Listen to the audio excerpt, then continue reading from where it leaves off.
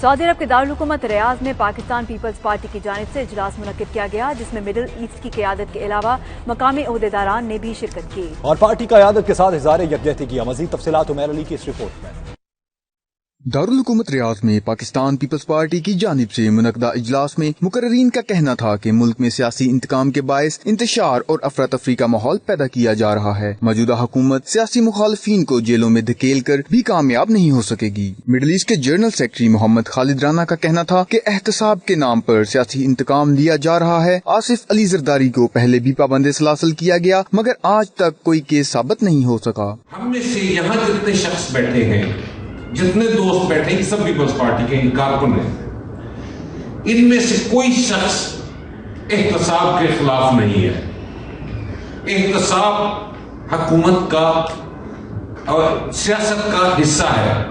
ہم کوئی چیز بغیر احتساب کے چھوڑ نہیں سکتے۔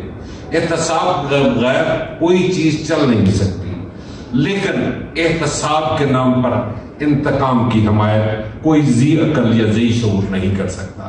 پیپلز پارٹی ریاض ریجن کے صدر احسن عباسی کا کہنا تھا کہ پیپلز پارٹی نظریاتی جماعت ہے اور وہ فرد واحد کی نہیں بلکہ جمہوری اقدار اور جمہوری اصولوں کے ساتھ کھڑے ہیں۔ پیپلز پارٹی کسی فرد کے پیچھے نہیں جاتی، پیپلز پارٹی نظریے کے پیچھے جاتی ہے۔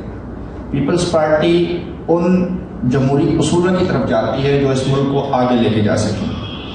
پیپلز پارٹی اصل میں آصف زرداری کے پیچھے نہیں کھڑی ہے، بلکہ آصف زرداری نے جو سوچ اور فکر دی ہے اس ملک کو، اس قوم کو، پیپلز پارٹی اس سوچ اور فکر کے ساتھ کھڑی ہے۔ وہ سوچ اور فکر کیا ہے؟ وہ سوچ اور فکر یہ ہے کہ انتقام نہیں لینا۔ وہ سوچ اور فکر یہ ہے کہ جمہوری اداروں کو مضبوط کرنا ہے۔